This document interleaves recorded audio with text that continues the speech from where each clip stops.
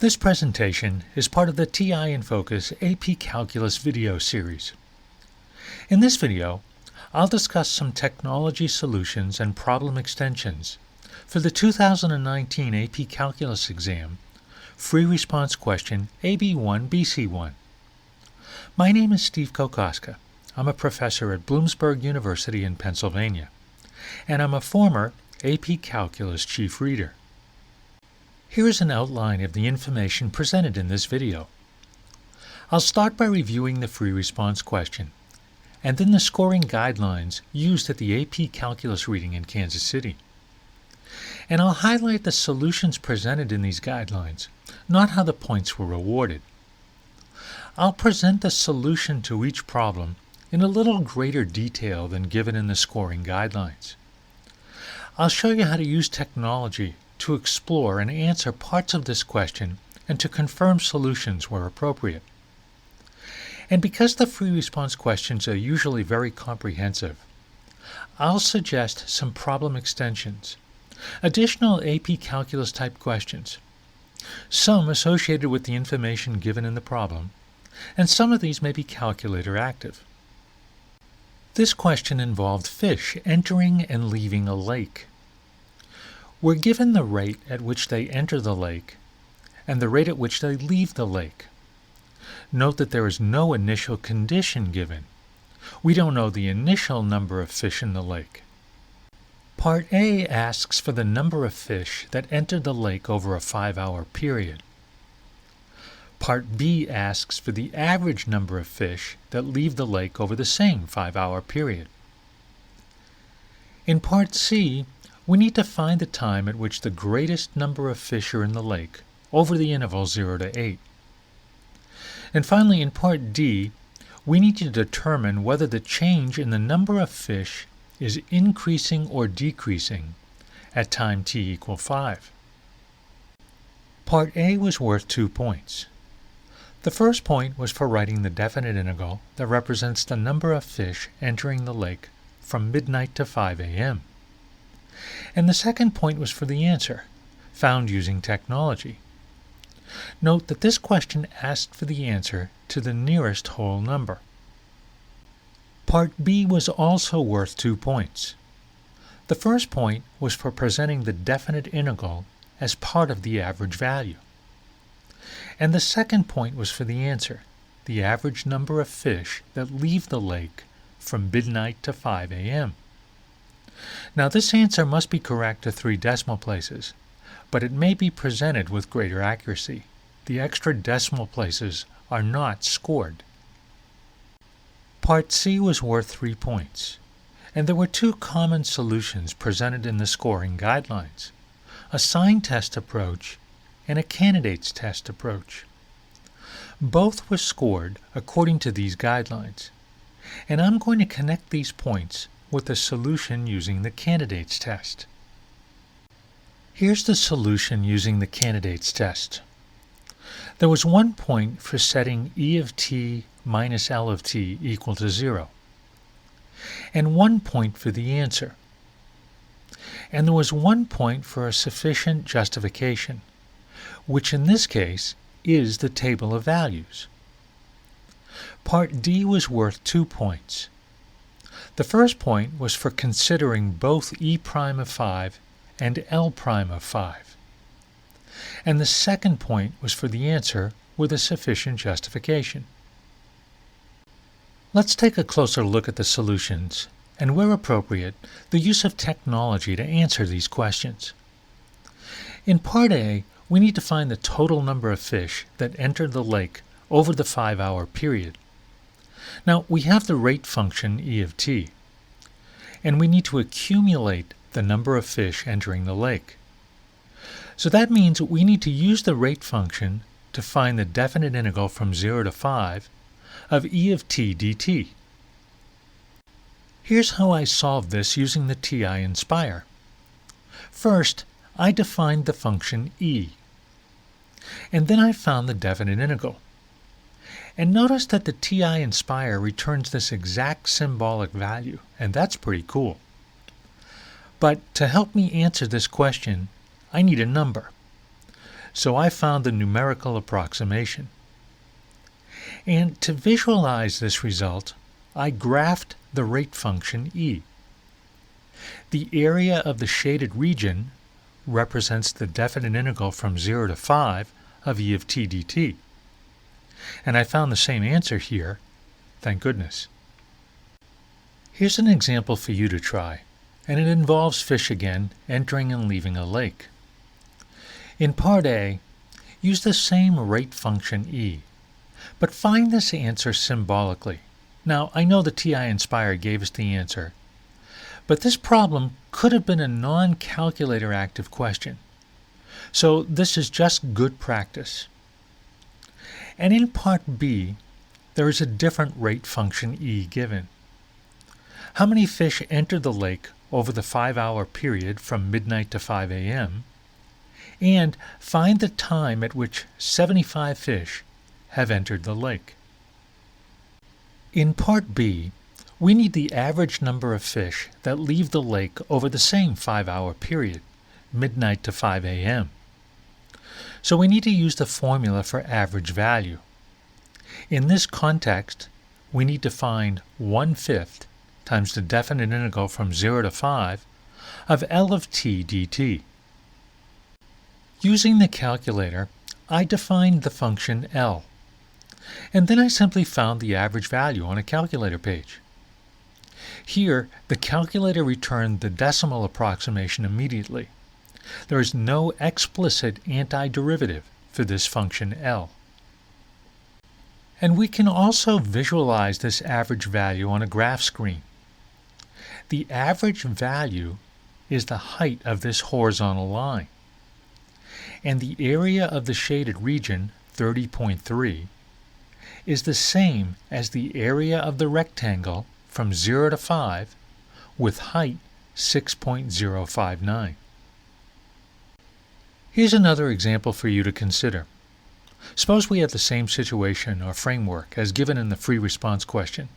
Same function e, same function L.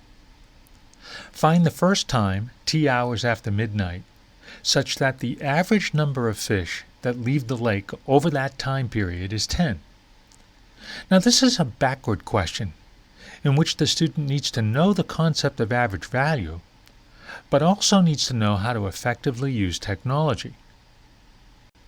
In Part B, suppose there are 2,000 fish in the lake at midnight. Find the first time after midnight at which there are 2,075 fish in the lake. And in Part C, find the average number of fish in the lake over the time period found in Part B. Now, I think this is also a very good technology question in which students must use the important process of storing an intermediate answer. Part C is an optimization problem, and there are a couple of ways to find the answer. Now, my preferred method is to use the candidates test. So I defined the function A, which represents the change in the number of fish in the lake from midnight to t hours after midnight.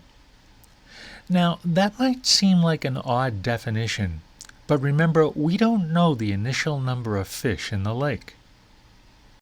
I need to find the critical values for the function A. So the derivative of A, using the fundamental theorem of calculus, is e of t minus L of t. I need to solve this equation using technology, and there was only one value in the interval 0 to 8, and let's call it c. And to be complete, there are no places where the derivative does not exist. So here's my table of values. The two endpoints are t equals 0 and t equal 8, and there's only one critical value. I found the values of A using technology. Okay, A of 0 is pretty easy. And reading from the table, the greatest number of fish in the lake is at time t equals 6.204. Here's how I can solve this problem using technology. First, I defined the function A. Now, this is an accumulation of the number of fish entering the lake minus the number of fish leaving the lake. And remember, the functions e and L are already defined in my calculator problem. Next, I did a little exploring on a graph screen. And this graph of e of t minus L of t suggests that there is only one value in the interval, 0 to 8, at which the difference is 0. Then I return to the calculator page to solve for that value and store it in a variable c. On a lists and spreadsheet page, I created my table of values. I evaluated the function a at these three values, t equals 0, c, and 8. The greatest number of fish is in the lake at time t equals 6.204. And on a graph screen, here's a visualization of this result. This is a graph of the function a over the interval 0 to 8. I can see where the maximum value occurs, and I used a built-in function to find the maximum value, and found that it occurs at t equals 6.204. Here's one more example for you to consider. In part A, again, suppose we have the same situation or framework as given in the free response question. So, same function e and the same function L. But in addition, suppose there are 2,000 fish in the lake at midnight. Now, find the minimum number of fish in the lake over the interval 0 to 8. In part B, consider different functions e and L and 100 fish in the lake at midnight. Find the maximum number of fish in the lake and the minimum number of fish in the lake over the time interval 0 to 10. In part D, we need to consider how the difference in rate functions is changing. So that means we need to look at the derivative of this difference. On a calculator page, first I did this in a very straightforward manner. I found e prime of 5 minus L prime of 5. But because the derivative of a difference is the difference of the derivatives, I can find this value with a little less cumbersome notation. Now, since this value is negative, L prime of 5 is greater than E prime of 5.